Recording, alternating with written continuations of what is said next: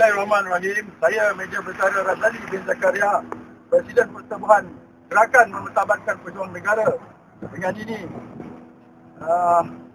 sebagai rakyat Islam berketurunan Melayu, membuat laporan polis di atas kenyataan daripada surat khabar Utusan Malaysia dan juga beberapa artikel di dalam internet dan Facebook.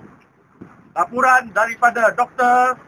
Rahman Kadir yang menulis dalam Facebook beliau mengatakan bahawa terdapat beberapa pemimpin pembangkang yang telah menghina Raja-Raja Melayu semasa istiadat Pertabalan Yang di-Pertuan Agong ke-14, iaitu Tuanku Abdul Halim Muazzam Shah Istana Negara baru-baru ini. Beliau, Dr. Abdul Rahman Kadir, mendakwa bahawa perbuatan beberapa pemimpin pembangkang telah mempersendakan dan mengejek Raja-Raja Melayu. Beliau telah menyatakan laporan ini di dalam Facebook beliau dan juga telah diberi laporan oleh Utusan Malaysia dan beberapa akhbar yang lain.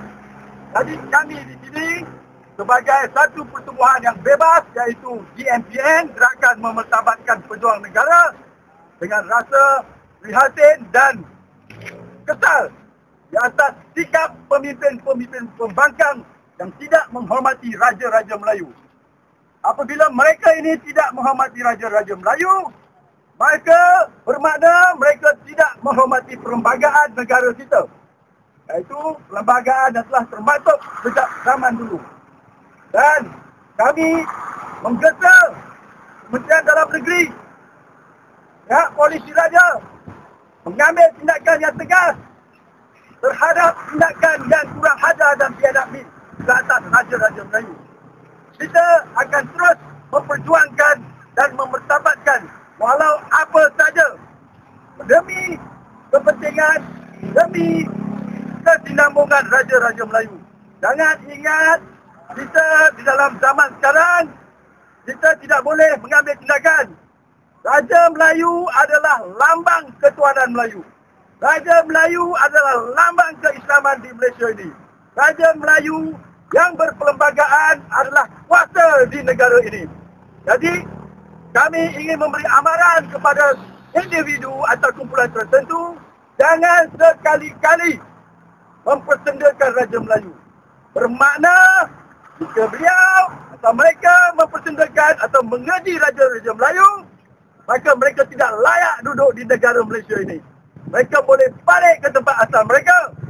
Kerana kita telah bersetuju, Islam adalah agama rasmi negara ini. Walau apa pun, siapa saja yang memerintah, jangan diperpetak-katik atau dikaji Sultan Melayu atau terutama sekali Agong.